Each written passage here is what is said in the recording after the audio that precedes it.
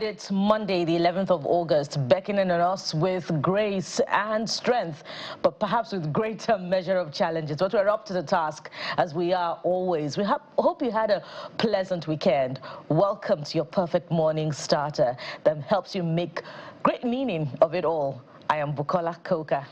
And there's one thing we can promise you: the week is going to be loaded with loads, let me use that twice, of activities, both on the political scene as well as the social scene. And our job, as always, is to help you make sense of the situation, bringing the biggest highlight of all of them, beginning today, Monday, which we're also expecting maybe or not, whether there's going to be lecturer strike, whether or not it's going to happen. But welcome. I'm Jeffrey Uzoma. We're broadcasting live from the nation's Commercial Nerve Center, Lagos, Nigeria. Bukola, maybe we'll get started with what played out at the weekend. The furore that greeted what happened at the Nnamdi Azikiwe International Airports between KWAM, King Wasiu Marshal, KWAM, and of course the pilot of Value Jet. All of them have received their own sanction as we speak.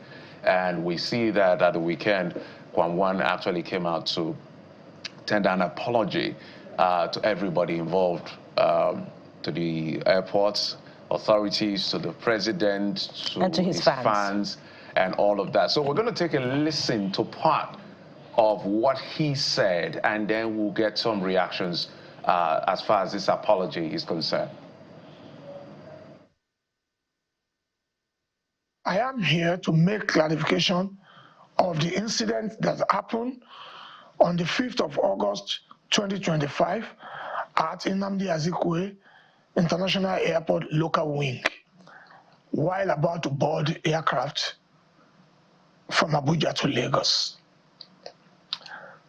The incident is highly regrettable because I have contributed the better part of my life in the past 50 years to the growth and development of Nigeria, my country, art and culture, both in and out of the country. I've been a good ambassador of this great nation, in and out, in very many ways.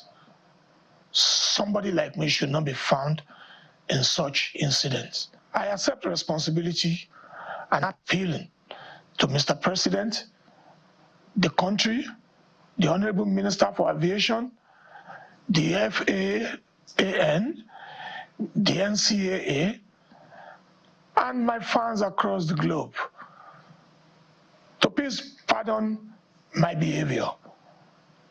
Number one, I passed through 2 checkposts and the content of my cup was screened. Need to say I have any content in the cup. Until I got to the lounge while awaiting the boarding of the aircraft, I pour water in it because of my health situation. I need to be sipping water because I'm dehydrated, as recommended by doctor to me. Like I said, I take full responsibility of all incidents.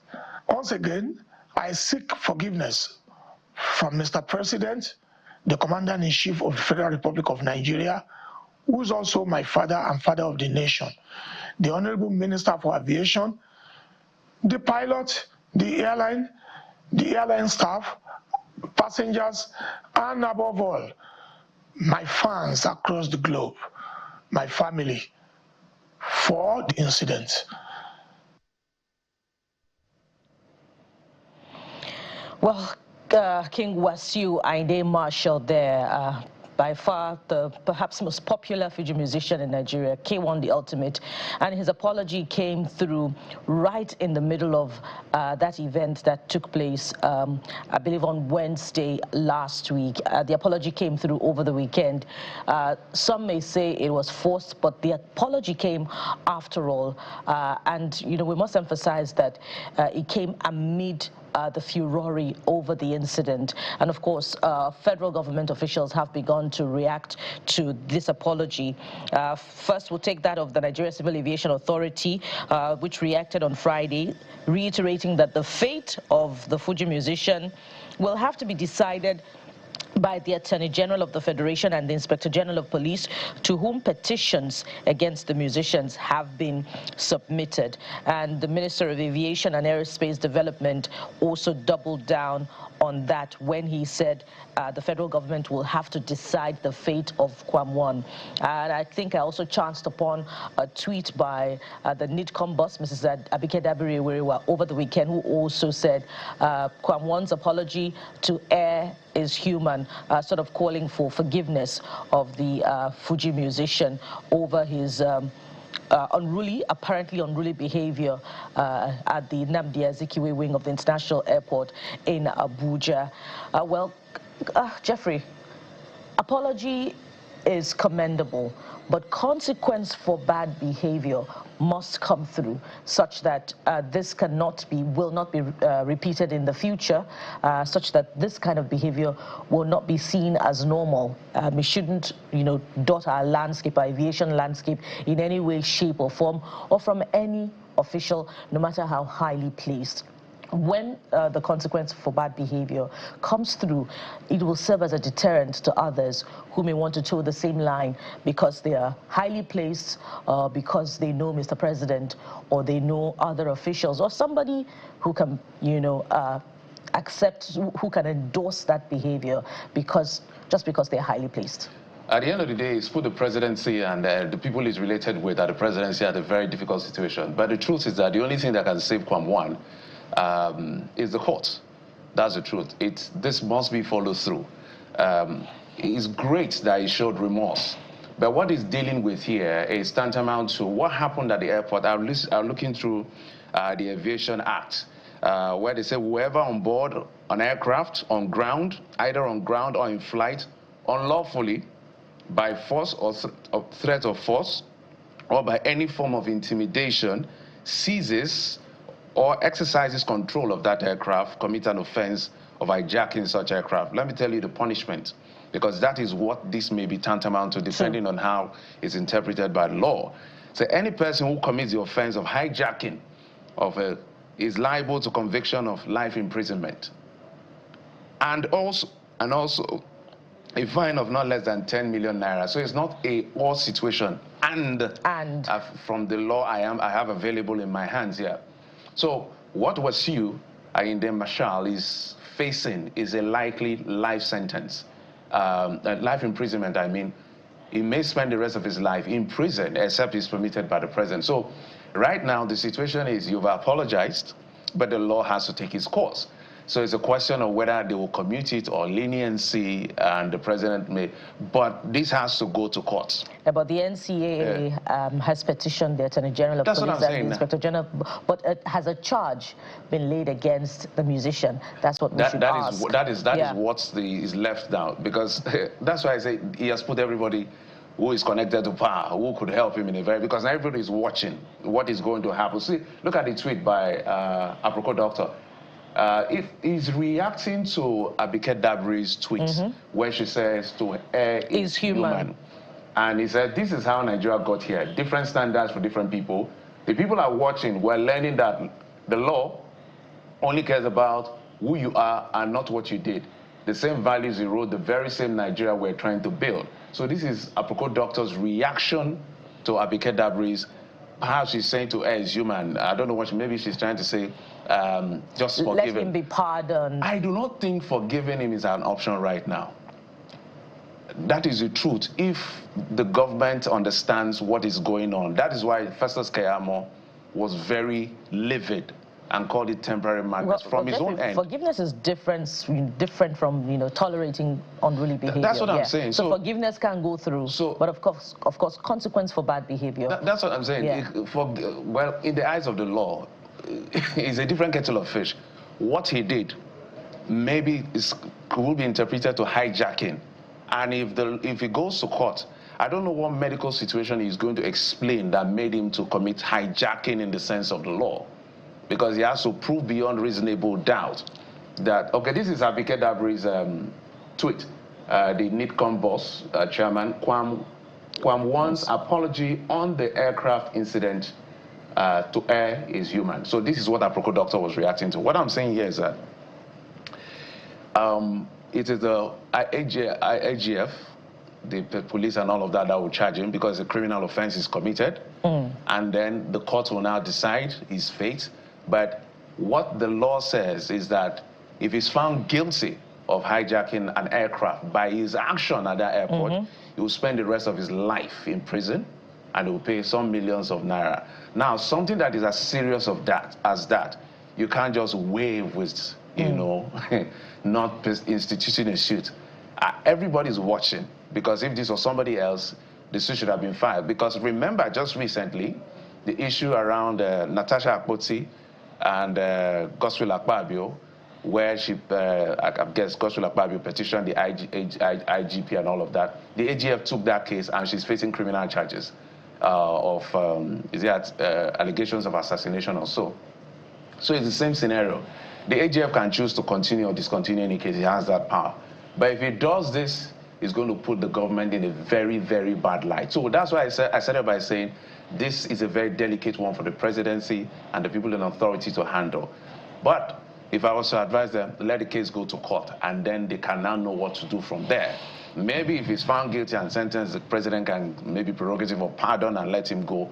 But if anything beyond taking him to court is not done, we will send a very bad signal as to consequence for bad behavior. Something that can take you to life imprisonment and is not taken to court, nah, that would be bad for this government. And we know that internationally, a hijack situation of any aircraft... We will see it as terrorism. Yes, it's terrorism. Yeah. And, you know, we can cite past cases of Nigerians who have, you know, committed such a crime. But as you have said, Jeffrey, this, you know, goes to show, you know, it will go to show how the federal government will react to this, whether it is, you know, tolerant of such a behavior or not in the near future.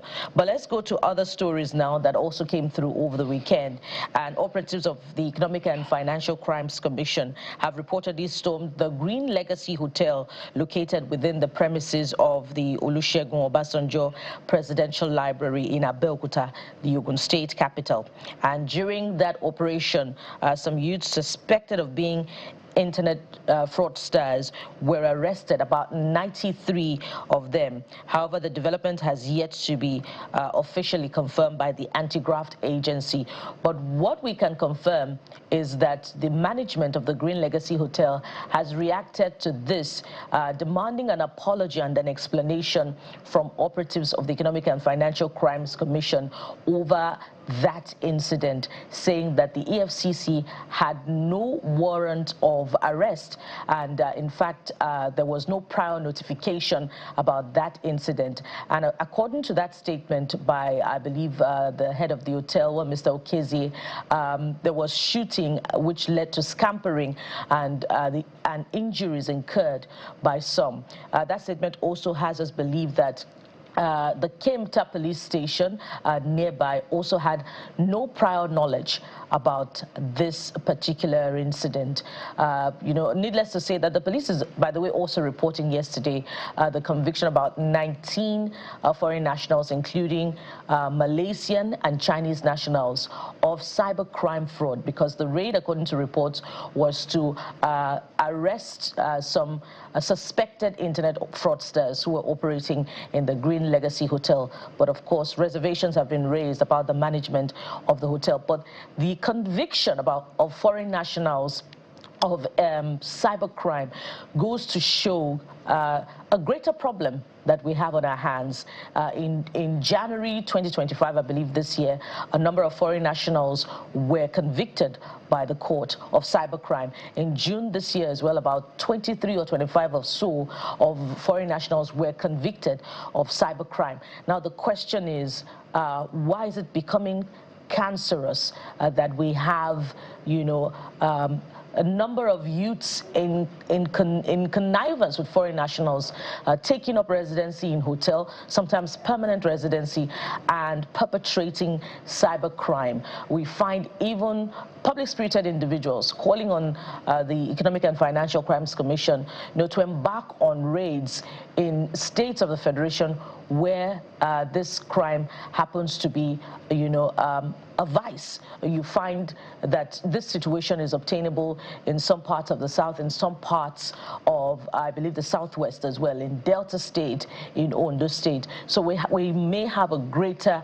situation on our hands, but the important points must be made that when raids like this will be conducted, they must go through proper procedure. Are there warrants for arrest obtained from the court, from a competent court of jurisdiction, to ensure that this is done properly? Those are the real issues, and we're waiting on the EFCC to, of course, respond to the statement from the management of the Green Legacy Hotel. Jeffrey. This Gestapo style of doing things by the EFCC, I do not know whether the law permits it, but the authorities have, the management of the library have said, look, we're not informed. Well, if they want to raid, I don't know whether they should inform or what level of information should be given to the persons involved, because it's supposed to be a surprise act in that sense. To what extent the law permits that, I don't think I really can defend it or not. But it's become notorious of the EFCC sometimes to do some of these things, to just raid places. But as I said, the lawyers will be able to make sense of this particular situation. We understand about 93 persons. The library authorities are very furious, and I think if they are really discontented with the action of the EFCC, the right thing to do is to petition and institute a suit if they feel strongly about it. Of course, the EFCC will have to do their job if they feel that certain persons are committing certain crimes in certain places, because the authorities in the library are saying that the event was properly publicized and they gave their own 2 cents in the matter, probably saying, look, you can do your job, but there's a better way to do this job. But so this Gestapo style, I'm not a big fan of Gestapo style of doing things, because it just reminds you of military action and all of that. They said there were no warrant presented. So for instance, Nabukola, I think the argument with the library is to the effect that even if you want to come by surprise, when you finally show up, show us a warrant that this is why we came by surprise. We have a warrant to pick up XYZ number of persons, and how those people are handled is a different kettle of fish, depending on how those people also, whether they were willingly they were willing to be arrested or not, is a different kettle of fish. So it's just here and there, but I'm not a fan of Gestapo style. I don't think anybody would like, I don't want to be sleeping in a hotel, or anybody wants to sleep in his house and somebody shows up with a gun and raid. What if I have a gun and I take you down in self-defense? If my gun is licensed. So they are even putting themselves in danger in that sense. So again, when you now show up, at least present something maybe from the courts to say you have a reason to be here. This is why you have to carry out the action the way you can. But when you show up with your Gestapo style and there's no maybe warrant of arrest or whatever is supposed to be presented at the scene of that raid, then you leave everybody in doubt of, the rule of law and due process in carrying out your legitimate activity. So the EFCC has to sit up. I know for a while now we've not heard this. They were really notorious for it for a long time. NDLEA, some of these agencies, we had some of those things, but there's been some improvement. I don't think we should now go back to those situations yet again.